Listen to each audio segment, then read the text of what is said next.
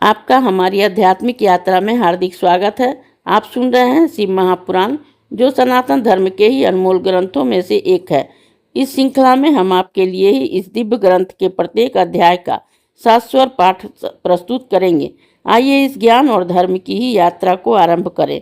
भगवान महादेव की महिमा और उपदेश से ही सजी इस पावन कथा के साथ ही ओम नमः शिवाय। 56वां अध्याय शिव जी के द्वारा ही बाणासुर के गणपति प्राप्त। व्यास जी बोले, वे महामुनि भार्या सही के अनुरूप इनके द्वार का चले जाने पर बाणासुर ने क्या किया है, आप यथार्थ से कहिए। सनत कुमार बोले कि इसके पश्चात ही अपने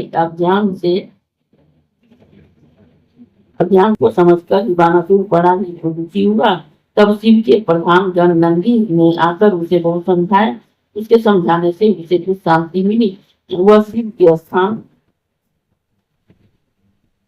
में जाकर रोने लगा। वह अनेक स्रोतों द्वारा इन्हें ओम ओम से नमस्कार करता हुआ यथोचित तपात विन्यास से युक्त तांडव नृत्य करने लगा। धीरे धीरे अनेकों नृत्य किया। अपने शरीर का रक्त धाराओं से वहां की भूमि को सींचा। इस प्रकार से उस महाभक्त ने चंद्रशेखर शिव जी को पसंद किया। शिव जी ने प्रगट हो उसे वर मांगने को कहा। उसने सोनितपुर में अपनी पुत्री उषा की पुत्री का राज्य मांगा। विष्णु ने ही निर्भरता तथा दुष्ट दैत्य का ही विनाश मांगा। फिर शिव भक्तों ने ही अंत में तथा अपने प्राणियों को दया मांगते हुए अपने हाथ जोड़े शिव जी को प्रणाम किया और उनकी स्तुति की। बाणासुर ने कहा कि हे देवों के देव महादेव, आप ही ब्रह्मा परमात्मा सर्वव्यापी अखिलेश्वर सब में व्याप्त और सबसे परे है। हे प्रभु, आपने मुझ पर ही यह बड़ी कृपा की है जो मेरा गर्भ नष्ट किया है। महेश्वर, आप सब जीवों द्वारा ही नित्य उपासना करने योग्य हैं। जो मनुष्य आपको करते हैं वे निश्चय ही परम मुक्त हो जा पाते हैं। ऐसी स्तुति कर भी बाणासुर प्रेम से ही प्रफुल्लित हो अपने सारे अंगों को का प्रणाम कर मौन हो गया।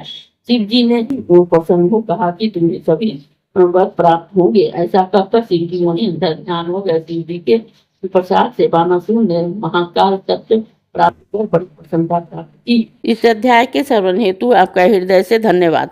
हम आशा करते हैं कि शिव महापुराण की यह दिव्य कथा आपको आध्यात्मिक शांति और गहन ज्ञान प्रदान कर रही होगी। कृपया अगले अध्याय के लिए हमारे साथ जुड़े रहें और अपने सुझाव एवं भावनाएं कमेंट के माध्यम से अवश्य साझा करें।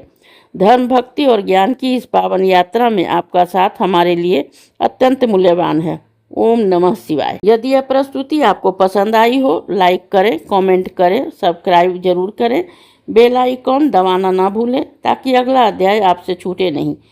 और इस पावन ज्ञान को ही शेयर करें अपने परिवार और मित्रों तक।